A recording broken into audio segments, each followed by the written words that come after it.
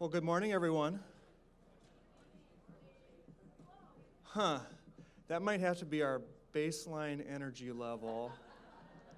I think we've got a little room for improvement over the course of the session. Thank you for attending. Our session today, this first session, is Building a Healthy Workplace, the leader's role in managing energy. I'm Neil Chafee, Director of Product and Market Innovation at HealthPartners. Health and well-being is highly personal and very important to each of us. We also know that creating and sustaining a healthy workplace pays off for our people and our customers. While organizations have gotten better at building robust health and well-being programs, individual leaders still have a critical role to play. In this session, we'll explore the role of leaders in creating a healthy workplace with a focus on building and maintaining energy on their teams. So, if you would, please join me in welcoming Anahita Cameron and Kate Kuiper.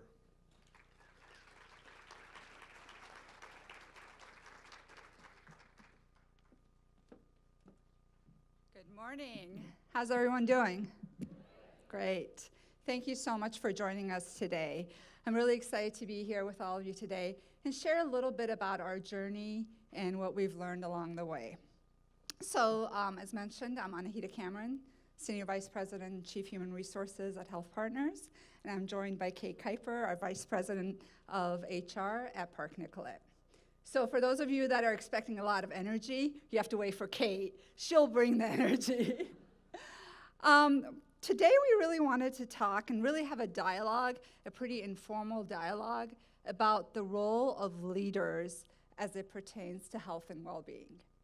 So we know that leaders play a very important role in our individual lives, and we interact with our leaders. They impact our well-being, our productivity, the level of stress, or hopefully non-stress in our work environment.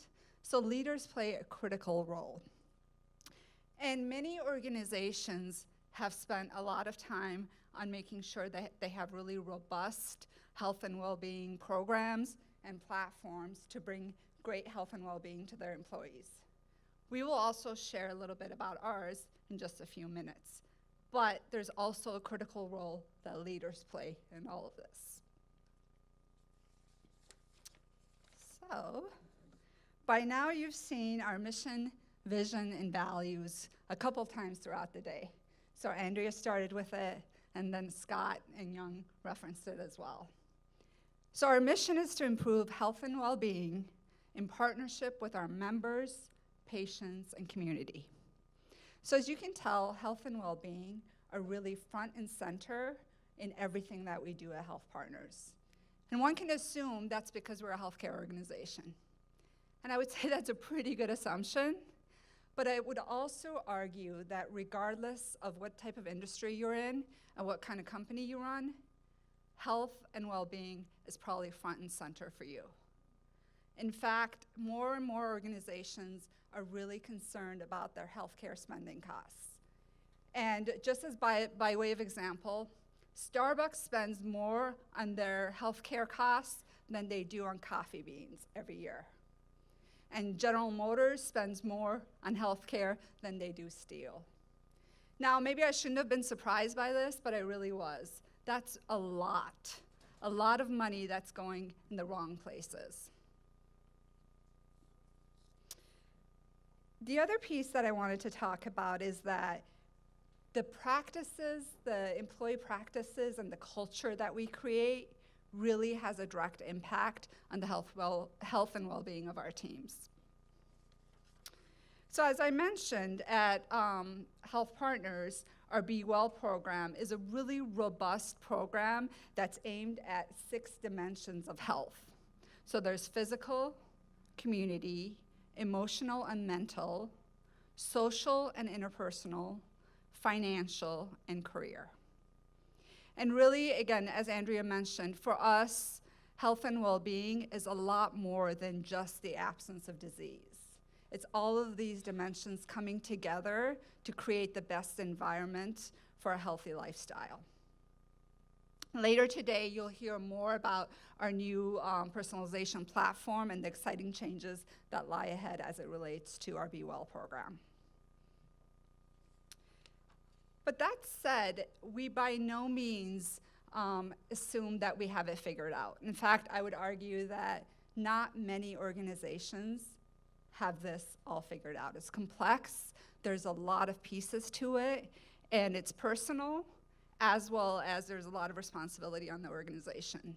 So there's a lot yet to be learned, and that's what this is about. It's about a journey together. We spend approximately a third of our adult lives working. That's a lot of time. We also know that there's a direct relationship between the well-being of employees and the health of the business and the business results. The Centers for Disease Control reported that in 2016, stress was the leading workplace health problem, ahead of physical inactivity and obesity. It affects both blue-collar and white-collar workers in a wide array of industries across the board. And it has a direct impact on absenteeism, turnover, and productivity loss.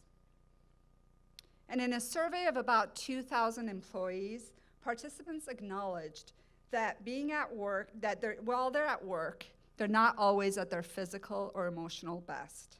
In fact, they said that an average of 57.5 days a year, they're not quite there. So they're at work, physically present, but not quite there. That's roughly a fourth of their time at work. That's a lot. So this is why what you see up on the screen, is one of our 6 strategic goals at HealthPartners: to be the best place to work with the healthiest teams. But what does it mean to be the healthiest team? And how do we do that? It's a lot easier said than done. We often talk about health and well-being in terms of engagement. And how many of you in this room measure engagement, whether it's annually, biannually, or in terms of pulse surveys? So quite a bit. Yeah. Engagement is certainly one way that we can measure the well-being of our team holistically. But as Gallup has shown year over year, only about a third of our employees across the nation are actually engaged. And that number really hasn't changed over the past 10 years, which is kind of sad. Now, luckily, at HealthPartners, for the last 3 years, we've had a 90% engagement survey index. So I'm really, really proud of that. But that's not something that we take for granted at any point. In fact, on a day-to-day basis, leaders across HealthPartners know that that's something that can change at a moment's notice, and that we have to work at it day in and day out. And that really the leader plays the most critical role in the engagement of their teams. This year, we added a new question or a new statement to our survey, and it reads, "My immediate supervisor is committed to my well-being." We thought this was really critical to really understand if supervisors and leaders are playing an active role in the well-being of their team. Because we believe that it actually does impact the well-being, we want to measure it. So in about a month, I'll know the results, and hopefully they'll be going in the right direction. If not, we have a lot of work ahead of us. So I'm just curious, knowing that we think there is a strong correlation between the role that the leader plays and the health and well-being of the team, I'm curious to hear from all of you the role that your leader plays in your well-being. So if we could just take a moment, maybe turn to the person next to you and share what your leader has done to really impact your well-being. And then we'll come back and share as a big group. So let's take a minute and do that.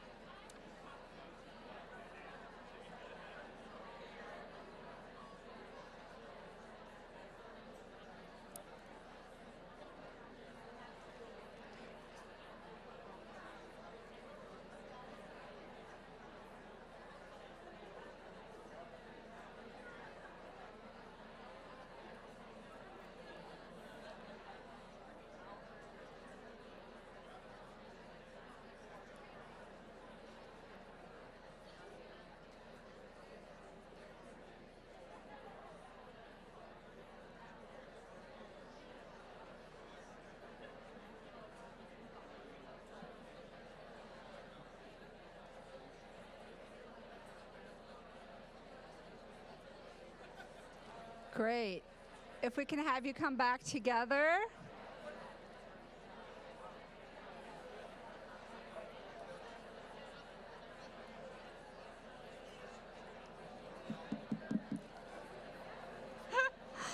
I'm not very good at getting the audience's attention back.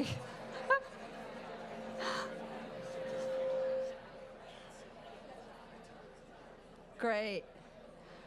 It would be wonderful if some brave souls can share what they discussed. So if we can get some folks to share with the rest of us what your leader is doing to impact your health and well-being at work.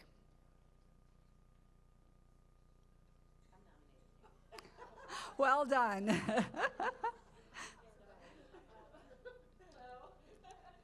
the things that the leadership in our company I work for, thank you. Okay, hello. One of the things that the leaders in our company, they like to do is really support us with our fund committee. I am part of the fund committee, and it's really making it part of our work day. So I think a lot of people have a hard time pulling themselves away from their day-to-day work, and the leadership really are trying to emphasize that this is part of your work. This is part of why you're here. It's because you do spend so much time with the people that you're engaging with and working with at work. So you need to get out and build some of those relationships more on a personal level. And so it's taking part in these fund committees. And we have monthly luncheons that, for the most part, you're kind of expected to go because we want you to get away from your desk and have this social dynamic that really can help support your well-being at work. Thank you.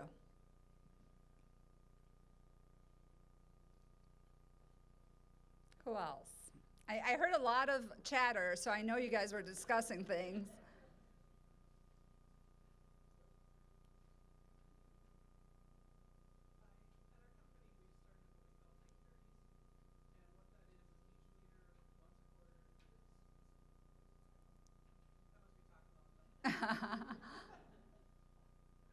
Okay, I'll start again.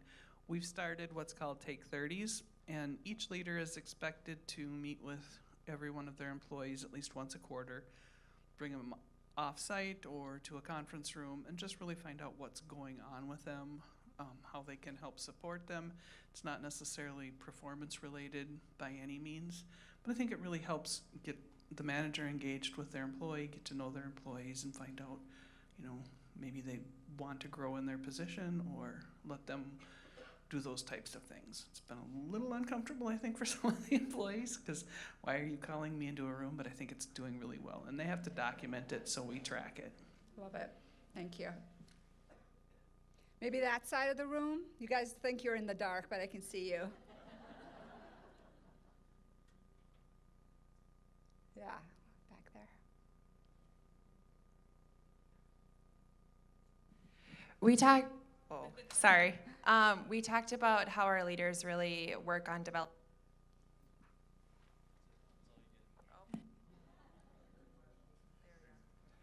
developing that tailorized relationship and focusing on your overall well-being of balancing home life and work life, and just being able to really understand you as an employee and how much you've put into the company, and being able to allow you to grow and through your position.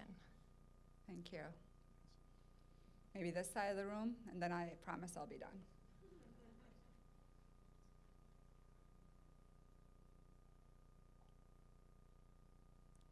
I'm stubborn. I'll stand here all day.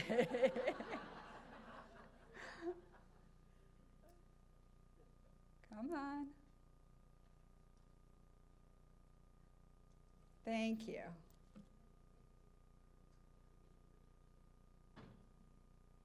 My name is Josephine Pomvon with the state of Minnesota, and one of the supports that I feel we receive is a leader listening to you, and some of us commute quite far, so especially this winter, being able to have the flexibility to work remotely versus driving in the ice to get to work shows that support and overall well-being.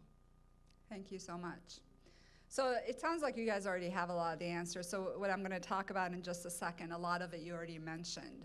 One of the things that I think is more difficult for leaders to impact, I know my leader, Andrea Walsh, that you just heard earlier today, she can't necessarily impact what I eat. Like, my diet isn't the best, I'm working on it, but your leader can't directly impact that. Nor can she impact my level of physical activity and exercise that I get, or if I had any chronic health conditions. But she definitely can impact my level of stress and well-being while I'm at work. Recently, at one of our senior leader meetings, we asked our leaders what makes a great leader or coach. And the word cloud that you see up here is some of the responses that we heard. And I'm just going to take a few of those and go deeper into that. So some of the things that we heard in terms of impacting well-being of team members are listening. Someone just said that. Listening is critically important, and genuinely listening. And I know a lot of times leaders are super busy and it's more task focused, but if they can take time to listen to their team members, hear their perspectives, and really be open, that goes a really long way. I don't know how many of you are familiar with Marcus Buckingham, but he says he has one piece of advice for leaders. He says, if you can do this one thing on a weekly basis, you will see immediate and sustained results. And it's basically to ask your team, what are you working on, and how can I support you? Ask that question, genuinely listen, and then measure the difference in engagement and productivity. The other thing is autonomy. Ever since I had my first job, I was a cashier at Walgreens, to my current role. Autonomy is super important for me. And that means not being micromanaged. That means being given the goal and then being left to my own devices to get there. People want to have autonomy. They want to have autonomy in terms of their work. They want to have autonomy in terms of their schedule, flexibility. All of those things matter. In fact, the decades of research shows that workers who have more control over their jobs and are less micromanaged are much more motivated, happy, and engaged at work. And then a term that we've heard more and more about recently is this notion of psychological safety. And what that's about is really allowing your team members to voice their opinions, to demonstrate courage, to say what's on their mind, and to be their authentic selves at work without fear of being judged or anything like that. And that's super important, because we can only sustain acting like someone else for so long. It's really critical that we're able to be ourselves at work. This one is a no-brainer: appreciation and recognition. Everyone deserves and loves to be appreciated. Now, people might differ in the types of appreciation that they like or the format, but everyone needs appreciation and recognition for a job well done. According to research conducted in the US Department of Labor, 64% of Americans who left their jobs said that they did so because they did not feel appreciated. That's a lot of folks. And then finally, the last thing I want to leave you with is our role as leaders and modeling the way.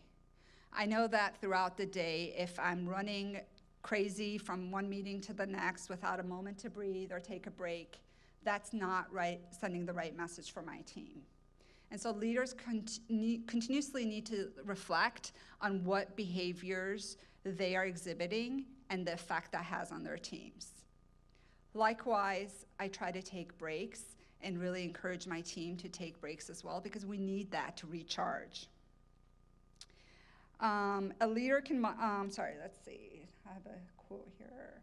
Okay, so those who take a break every 30 minutes report a 30% higher level of focus than those who take no breaks or just one break throughout the day.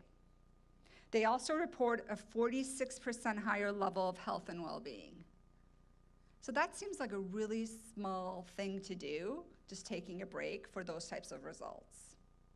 And then the last thing that I often think about and I'm really cognizant about is sending emails on, at nights or on weekends. It might be the most convenient thing for me to get it out of the way, but I always think about the receiver on the other end and if I'm causing stress in their life, because that's their downtime. So I really try to avoid that unless absolutely necessary. Thank you. And that's something that I find my leader does a great job of modeling the way. You know, as a CEO, I'm sure she has a ton of things that she wants to get out of her inbox, but that has made a huge impact in my life and not having to worry about all those emails coming in. So now we're going to switch gears a little, and Kate will walk you through specifically what leaders can do to manage energy. We have 2 really fun activities for you that hopefully you'll find enjoyable and then maybe take back to your teams. Thank you.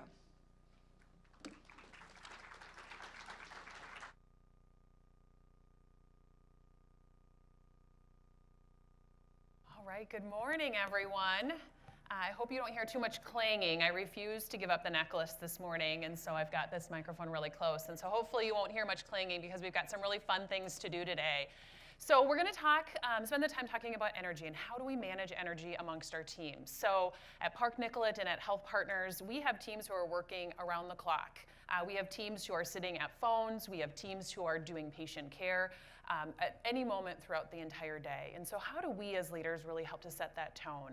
Anahita did a really nice job of setting a foundation of what we've been focused on at HealthPartners, and now we're going to actually spend some time talking about what we've been working on with our leaders as well. So one thing that I like to think about is that our energy levels as leaders really do impact our teams, and not only just our teams and their energy levels, but also their well-being at work. And so I think of it a little bit like this. So some of you may be interacting with people you haven't seen for a while. I've seen a lot of people giving each other hugs, which is really exciting.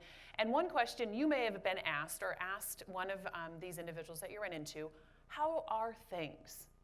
What's been going on in your world lately? And how many of you said, I'm really busy. I got a lot of things going on, right? And we do as leaders. We've got lots of things going on. And I noticed for myself that I actually recognized that that became an energy drain for me. So busy maybe has more of a negative connotation, if you will. And so I've started talking about things as life is full, because it's good to have a full belly. It's good to have a full gas tank. It's good to have that fullness in my life. And so when I talk about life is full and I say I've got this really cool project I'm working on at work, or I've got something else happening at home with my kiddos, it just changes the dynamic and it changes the energy in the room as well. So think about how you're actually showing up with your teams. Because a leader's role in engagement is really important. We know that. We all, as leaders, understand how that is important. So I'm not going to spend time here today talking about how do you actually increase energy. We're actually going to talk about how we expend our energy, but know that optimism, positivity, it can be contagious, right? And so when you're seeing maybe in a meeting you're in or you're around the office and you need to have a little bit of fun, how do you kind of bring that up and how do we model that way? And trust me, days sometimes are really hard to do that, but we need to make sure we are focusing on it.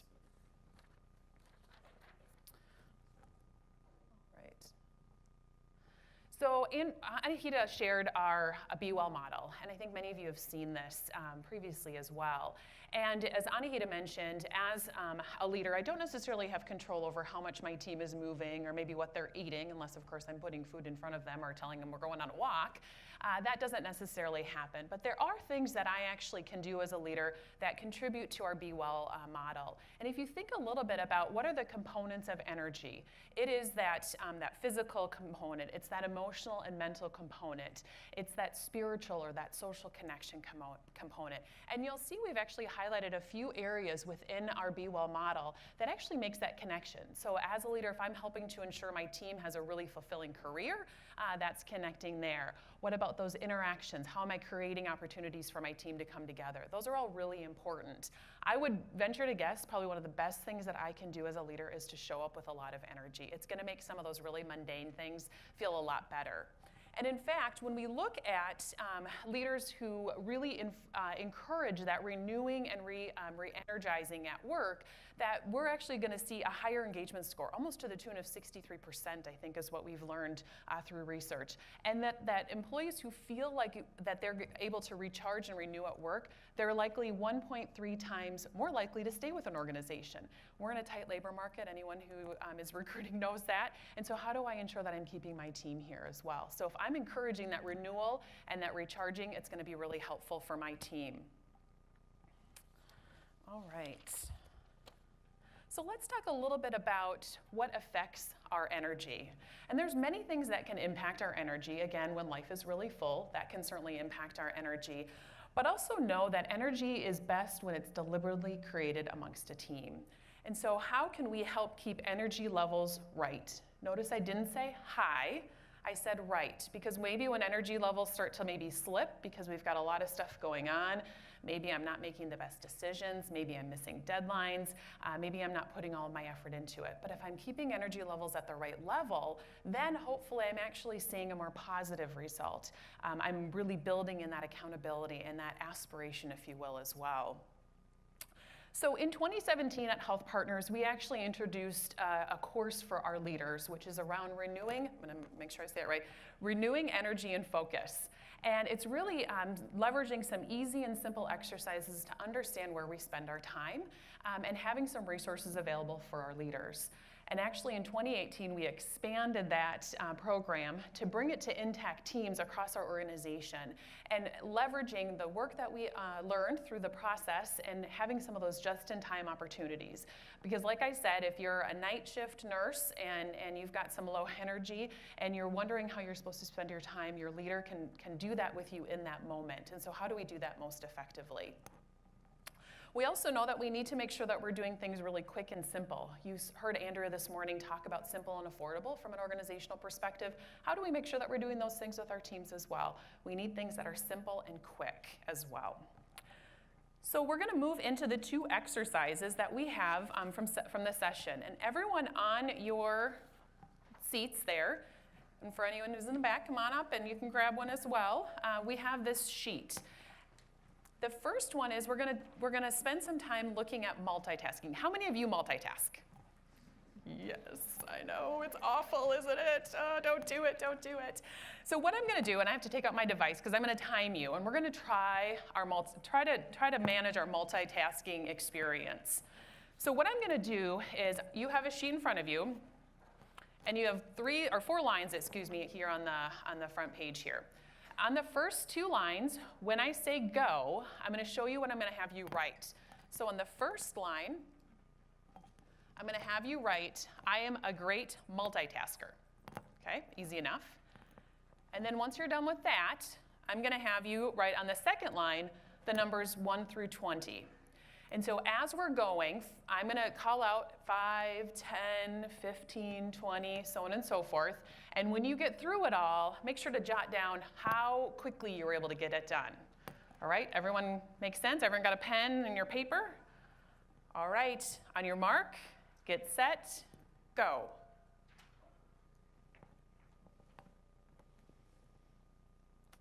Five, 10, 15, 20, 25,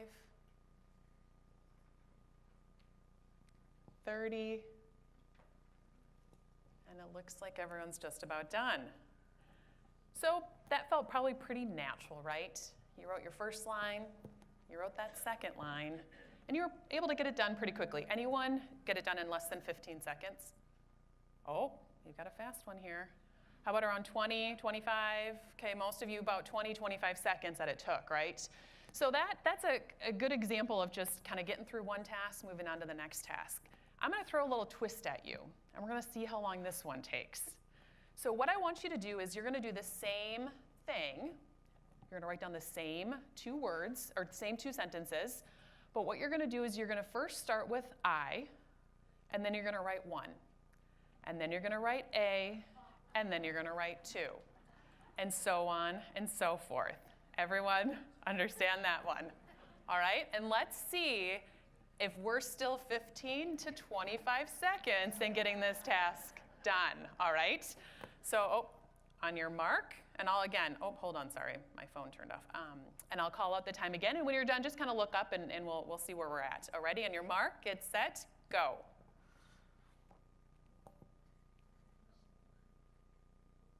5,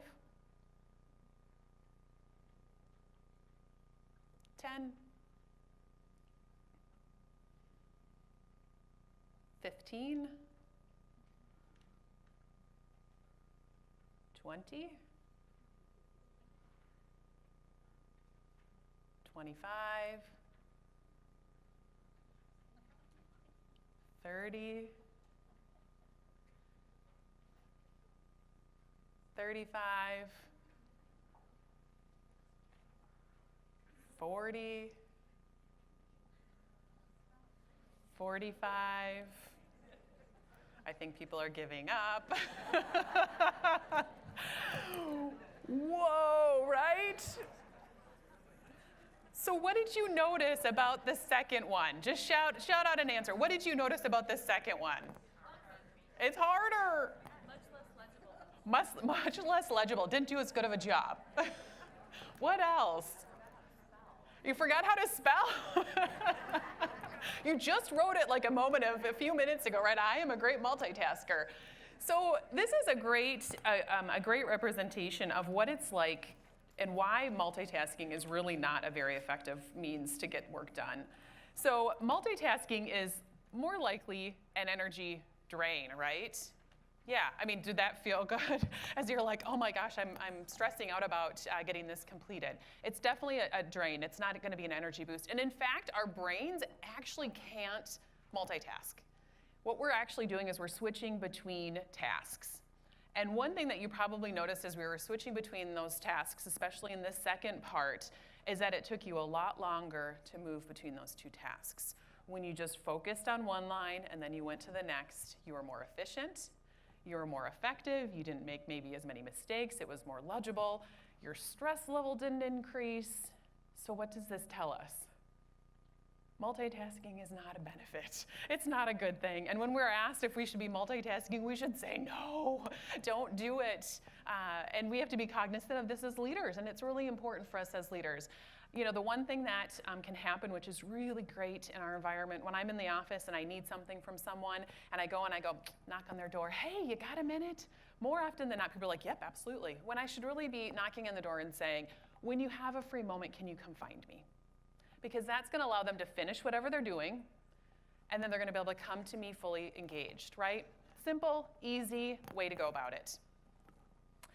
So the thing that we learned through this process is that oftentimes just small changes are gonna have really big impacts. Like I said, instead of going into someone's office and saying, do you have a minute? Asking them to come find me when they're free for a moment. But we've also, and part of our course, we've actually spent time talking with leaders around helping their teams have that kind of that deep thinking time, that really highly focused time, and spending that time, really looking at a particular task or work that's in front of them. Because again, one task, you're gonna get more work done and you're gonna have less stress. All right, so when you think about our overall kind of work that we're doing every single day, another exercise that we do within our teams is where do we put our focus? So we know that multitasking is not a good thing. We just obviously show that, but how do we know where to even put our effort? Because effort also can be a huge energy drain, right? We've got a lot of things going on, life is full, and if I'm not putting my effort in the right place, it's not gonna provide me with the rewards that I really want. So what we're gonna do is we're gonna actually talk through a little bit of what we've done in regards to that minimal and maximum effort. Being that we're in a 24/7 environment, sometimes having that deep thinking time can be a bit challenging because we still have patients we're serving, we have members we're responding to, whatever it might look like, and so how do we actually look at work in a different way as well? And so when we think about how do we make the most of our energy, so for those of us who maybe use weights, and they don't have too big ones, they can be just those 5-pounders or those 3-pounders, or maybe they're 15 or 30 or 45 pounds. So if you were to go to the weight room and you were to say, I need to work on my legs. My muscles in my legs are probably a little bit bigger than the muscles in my arms. And so I'm not going to use the same weights, right? Because if I'm going to try to help to improve the muscles in my legs, I'm going to need something a little bit heavier. So I'm going to need something that's going to give me some more maximum effort. But if I were to try to use those weights in my arms, I could actually cause some harm because it's not the right thing to do. And so when we think a little bit about kind of this maximum effort and minimum effort, how do we actually spend our time?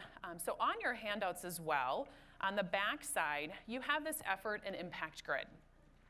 I'm sure you all have a project list that's maybe 5 projects at max, highly prioritized. You know where you're focusing, right? No? Neither do we.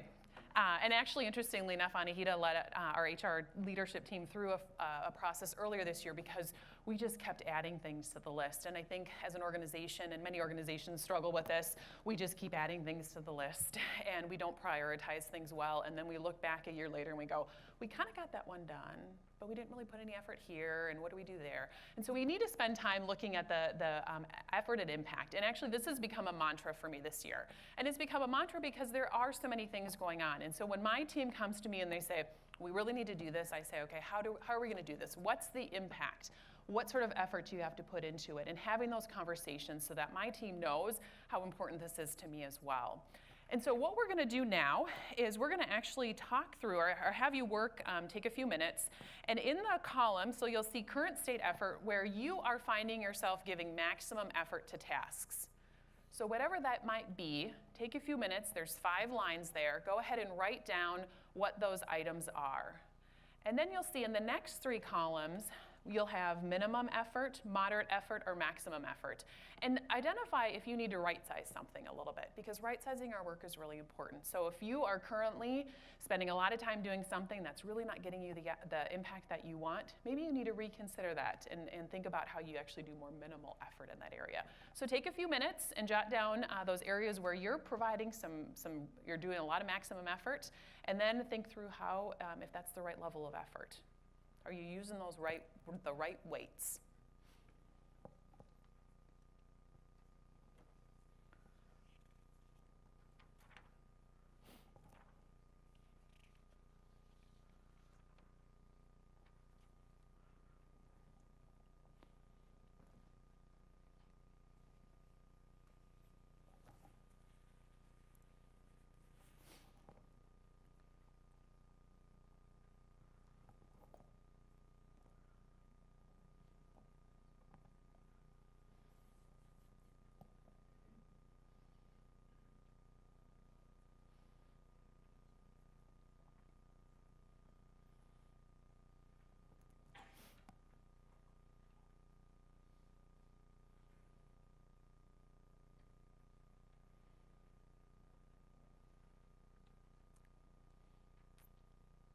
May not have been able to get through many, but why don't you take maybe the next 30 seconds or so and finish up your thoughts as you're kind of going through.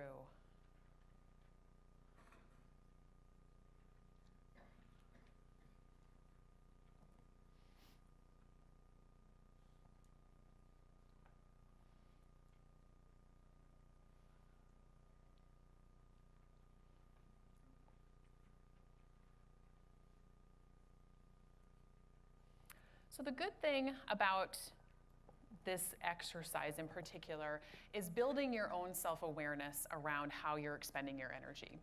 And just a quick example for any of you who have kids in the room, I have a 7-year-old daughter, and when she was 3, she started to decide what she wanted to wear. And for any of you who have been in that position yourselves, you know sometimes they come out in the princess dress for the 3rd day in a row with the polka dot stockings and the jacket that doesn't match. And for a long time, I tried to maybe convince her that something else would be better. And I quickly realized that the effort I was putting into it was not worth the impact. And I just let her do what she wanted to do. And if today she's wearing her hooded jean jacket with the little kitty ears to school for the 3rd time this week, oh well. She's clothed, she's happy, and she's expressing herself as well.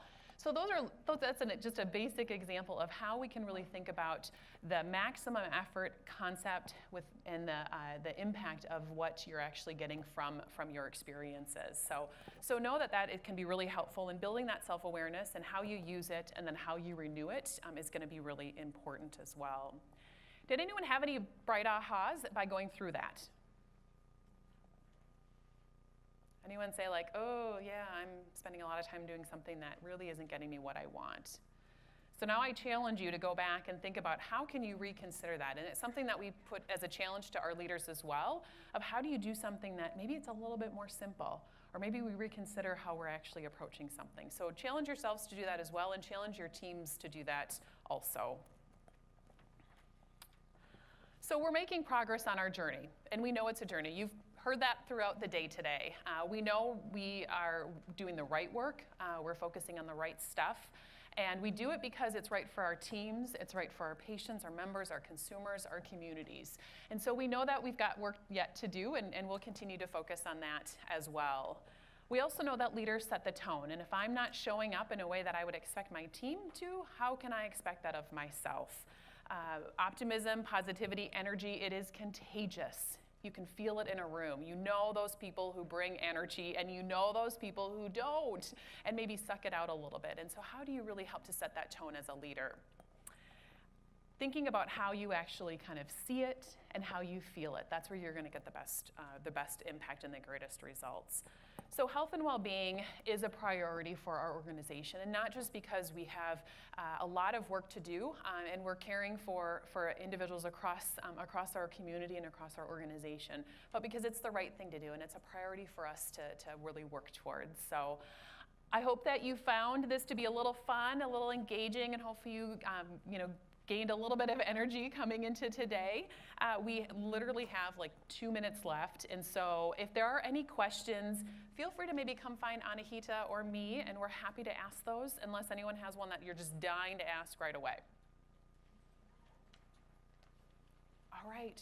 Well, thank you everyone for being here, and if you do have questions, feel free to come find us. Thank you.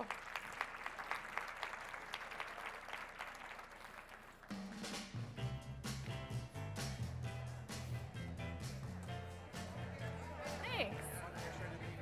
I don't think so.